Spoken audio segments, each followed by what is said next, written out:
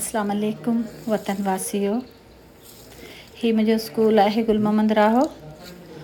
जीअं त हींअर लॉकडाउन जी वजह सां छुटी आहे ऐं असांखे शौक़ु आहे त असांजे स्कूल में छांव हुजे वणनि जी।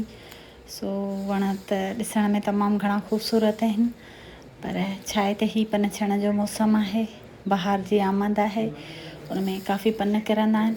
ऐं मुंहिंजे स्कूल जी सफ़ाई करणु ईअं सम्झो त मुंहिंजी इबादत आहे, मुंहिंजी इबादत में शामिलु आहे। मुंहिंजी पूरी ज़िंदगी वक़्फ़ु थी आहे इन कम में त की नियाणियुनि खे तालीम ॾियां, मुंहिंजे ॻोठ में सुधारो अचे। ऐं जेको मुंहिंजो स्कूल आहे उन में ख़ासि सफ़ाई जो ख़्यालु आउं पाण रखंदी आहियां। पोइ चाहे सर्दी हुजे चाहे गर्मी हुजे, इन जी मूंखे का परवाह न हूंदी आहे। मूंखे अल्लाह पाक हिमत ॾे, ताक़त ॾे, सब्र ॾे। ऐं अल्लाह जो शुक्र आहे त अल्लाह साईं मूंखे तमामु घणो सब्र ॾिनो आहे, तमामु घणो ईमान ॾिनो आहे।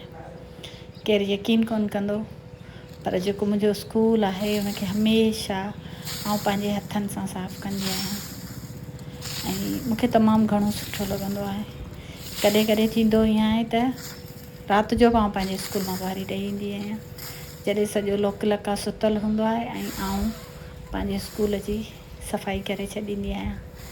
ऐं कॾहिं ईअं थींदो आहे त आउं ॾींहं जो सुबुह मां करे छॾींदी आहियां, कॾहिं देरि थी वेंदी आहे, पर ईअं सम्झो त मुंहिंजे घर सां गॾु मुंहिंजे स्कूल खे साफ़ु रखणु मुंहिंजो पंहिंजो कमु आहे ऐं मूंखे ख़ुशी आहे, मूंखे फ़ख़ुरु आहे इन ॻाल्हि जो। तव्हां सभु मुंहिंजे लाइ दुआ कंदा कयो त रब पाक जेका आउं हीअ महिनत कयां थी उनखे अल्लाह साईं पंहिंजे बारगाह इलाही में क़बूल करे ऐं हिन महिनत जो जेको सिलो आहे उहो अल्लाह पाक मूंखे पंहिंजी अखियुनि सां ॾेखारियो आहे।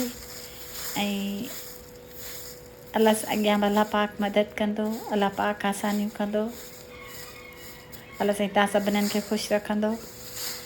ऐं हीअ मुंहिंजो जेको यूट्यूब चैनल आहे इनखे तव्हां वधि खां वधि सब्सक्राइब कयो, वधि खां वधि सब्सक्राइब कयो, मुंहिंजे वीडियो खे लाइक कयो, शेयर कयो, ताकी दुनिया जे हर उन उस्ताद ताईं हीअ मुंहिंजी वीडियो पहुचे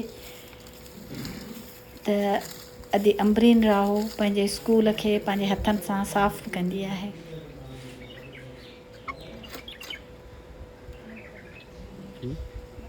हर उन इंसान ताईं हीअ वीडियो पहुचे जेके